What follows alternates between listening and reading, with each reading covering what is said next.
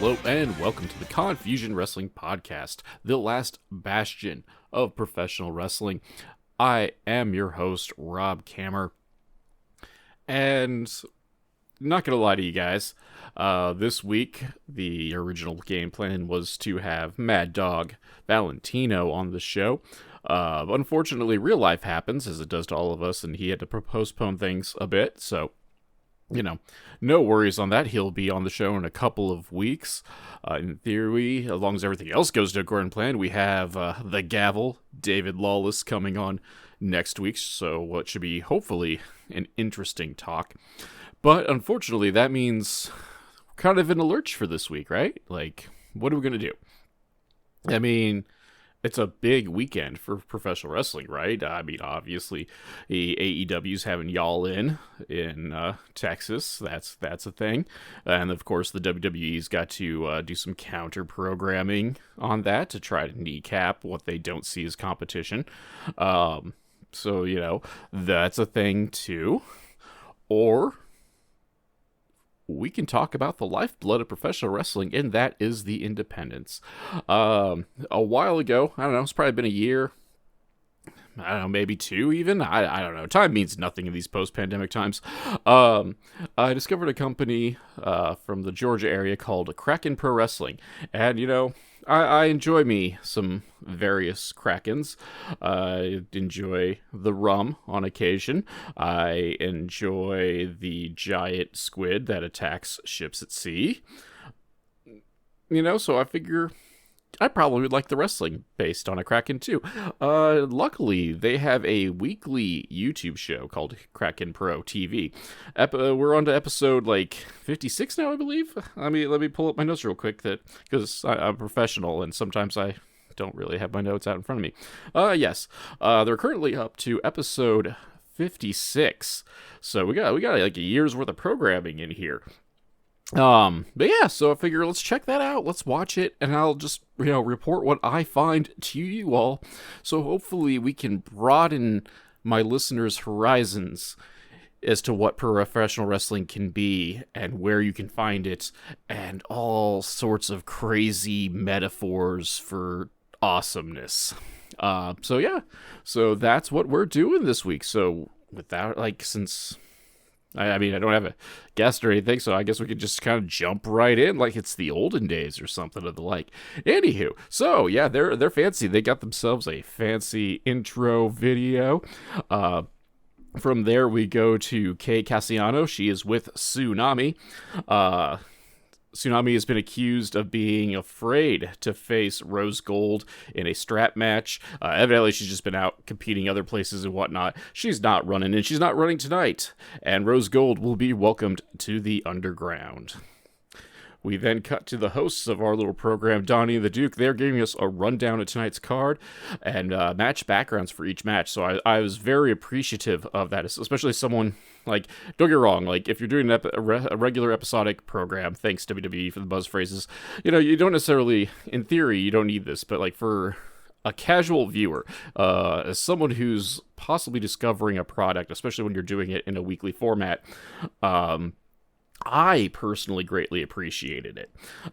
Because it kind of caught me up to date in the moment, whereas usually when I check out a brand new indie, or, new to me indie, they just expect you to know what's going on, and without terribly much background at times, and especially if the places can't even be bothered to have name cards or title cards for entrances, assuming they have entrances. I don't know these people. So ranting aside, I definitely appreciate the little moment that they took to kind of give us the rundown of the card tonight, and why these matches are taking place. That being said, we go back to Kay Cassiano, and she is with Rose Gold. Rose Gold doesn't have a whole lot to say. She's keeping it short and sweet, and she's just going to whoop Tsunami tonight. Speaking of that is going to be our first match of the evening, a strap match between Rose Gold and Tsunami. first thing we're going to point out here is evidently this is the first strap match in Kraken Pro Wrestling history. So good on them for diversifying up your first in here. So giving the first strap match to the women, kind of a big deal in the realm of diversity and inclusion.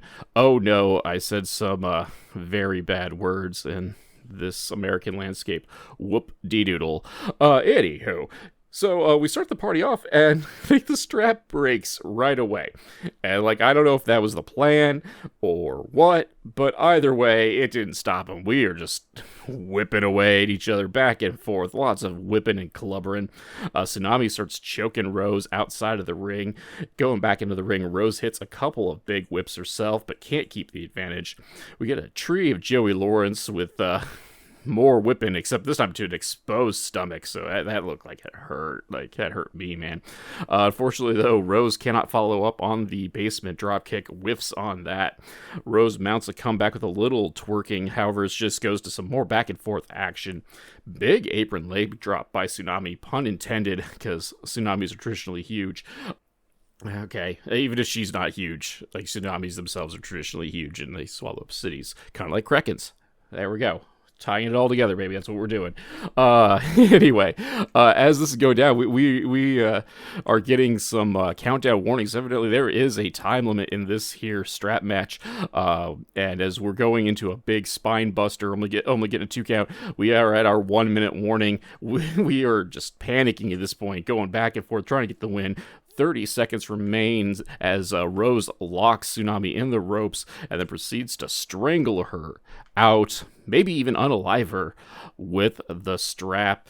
Before time is called, the referee just calls the match. Tsunami is probably dead. I think she's dead. And as per rules, unless it's... Well, actually, it doesn't count, because even the Greeks and Romans, killed each other in wrestling matches and just didn't stop the match from happening. Your winner via death, Rose Gold. Match, honest opinion wise, it was a fun, just chaos match. Was it a great match? No, but how many strap matches are really that great? It's like a casket match. Yeah, it can be cool to see, but are they really that good? From a technical standpoint, no. But this wasn't meant to be a technical match. It was supposed to be just a whipping, and that is what we got. So from here, we are going to take a pause for the cause. Get yourself an energy drink, get yourself a coffee, maybe even a coffee maker. We'll be back. Un momento. Hey, folks. The Confusion Wrestling Podcast has become a veritable hub of shopping and treats and all that sort of good stuff. Whether you need a sugar-free alternative to energy drinks in the form of Raise Energy, or maybe even, top-of-the-line ice makers, coffee machines, and other household appliances, or, well, let's go crazy, and you can even get WWE licensed apparel, all through my links section. All you got to do is wander down to the descriptor of this week's episode, check out the various links, click on them, and go shopping like you normally would. Heck, it's no difference. You just came in and just said Rob sent you. And that way, you can get the things you need, maybe even at a discount, and the podcast gets a kickback as well. So be sure to check out those links. Thank you very much for listening. Back to the show. Speaking of merch type stuff, we got we'll call it an advert, but Donnie and the Duke are back to give us a little brief spot to let us know to pick up some Kraken Pro merch, whether it's hats, t-shirts, even commemorative coins, the Kraken coins, if you will.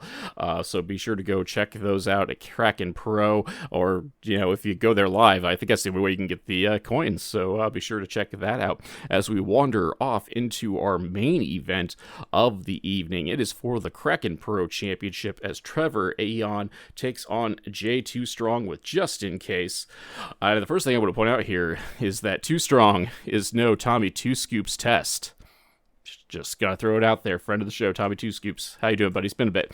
But yeah, so match starts off. We got some graps. We gotta finally get some graps going on here as Eon goes for various arm locks on the, in theory, stronger, Too Strong. Wants to get the submission early, though. It doesn't happen. Spoiler alert. Before Strong finally lands a suplex. Case just arbitrarily just decides he's had enough of things and slides in a briefcase right in front of the referee. And in a moment of bias, the referee just chucks Case out. He is gone. No manager at this point. We are just down 1-1. In theory, how it should be. I mean, let's face it, it's a championship match, so we shouldn't be having these shenanigans going around outside of the ring. Inside the ring, however, we got a duo of Saitos and a big plancha by Eon. Yuri Goroshi by Strong, but Eon kicks out at 1. And I'm going to get on my soapbox a little bit later about this. Double stomp over a drape to Strong, gets a 2 count by Eon. Flash spinebuster by Strong, also gets 2. Notice the theme here.